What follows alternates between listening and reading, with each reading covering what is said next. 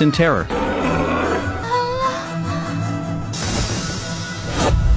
First time Alice enters the palace, she refuses to bow. Instead, she screams the emperor's name at the palace gates, demanding the emperor get out here and face her. The guard on duty hears this and freezes in shock. He's lived 30 years, never seen anyone this fearless. Furious, he gets up to open the gates himself. See which fool dares to act wild in front of the emperor. He storms out ready to put them in their place. One look at Alice and his legs turn to jelly.